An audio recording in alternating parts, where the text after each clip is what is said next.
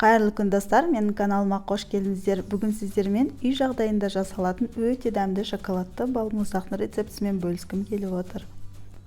Балмұздақ тек қана 3 ингредиенттен тұрады.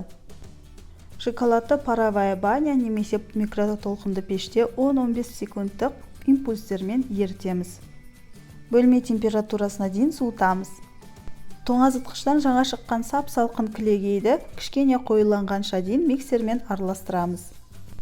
Үстіне сгущенка салып, бір келкі болғанша миксермен жақсылап араластырып аламыз. Суыған шоколадты осы қоспамыздың ішіне салып, миксермен тағы да араластырамыз.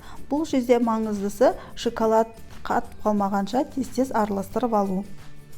Және де өте қатты араластырып жүрмейміз, себебі кілегей майға айнала бастайды.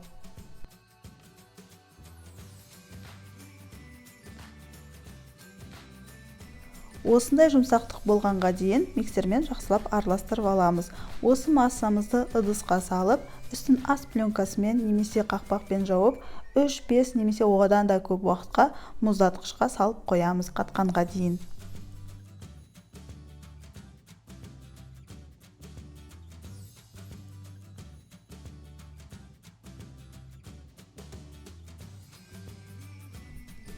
Осымен балмұздақ дайын болды. Өте оңай және тез жасалады.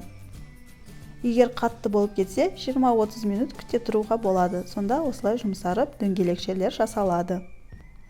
Балмұздақ өте дәмді болып шықты. Мен алдында бірнеше рецепт жасап көргенмін, бірақ ол жерде тым тәтті болып кетті.